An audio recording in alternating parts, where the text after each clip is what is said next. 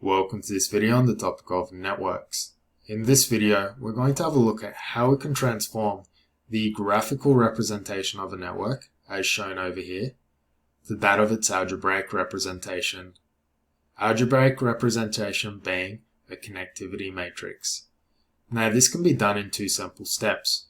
The first step to being able to transfer this into its algebraic form is to firstly count the amount of nodes we have. In our case we have 1, 2, 3, 4, 5. Since we have 5 nodes, I'm going to draw a matrix that's of order 5, or a matrix that's 5 rows by 5 columns. Now the next step in creating the connectivity matrix is I'm going to look at the names of all of the nodes, and I'm going to write them out in alphabetical order along the top part of the matrix, and then once again going down the side of the matrix. Now what this is going to represent is the paths from a node and the paths to a node. So the rows represent from, the columns represent to. Now starting off, we're going to start at node A over here, and we're going to observe all the pathways we have going out of A and where they lead to.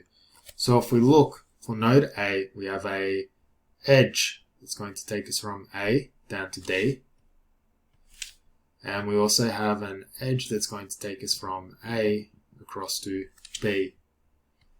As a result, what I'm going to write is I'm going to look at the row represented by A here, and I'm going to go from A to B. I'm going to put a 1 because there's a single pathway, and then A to D because there's a single pathway linking A and B together and A and D together. There are no other pathways that link any of the other nodes together. More particularly, if we look at A, there's no pathway that leads from A to A, so this is going to be left blank. Going across to B, we have, from B, we have a pathway that's going to link us back to A. We have a pathway that's going to link us down to C. We have a pathway that's going to link us across to D. And finally, we have a pathway that's going to link us to E. As a result, B is going to be connected to everything but itself. So you can travel from B to any other node except B itself. There's nothing linking it back to itself. Going across to C, from node C, we have a edge linking us to B, and we have an edge linking us to E. We cannot travel to any other node except for B and E. Looking from node D, from D we're able to travel up to A. We are able to travel to B, and we're able to travel to E. As a result, I'm going to put a 1 next to A, next to B, and finally next to E. We can't reach node C from node D. Now the final node, we have node E.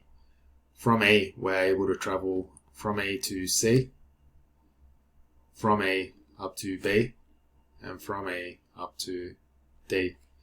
Moreover, we're also able to travel from E back around, back to E. The only node we can't travel to from E is A, so everything is going to be 1. Filling the rest in, all the other nodes, what could be edges are going to be represented as 0.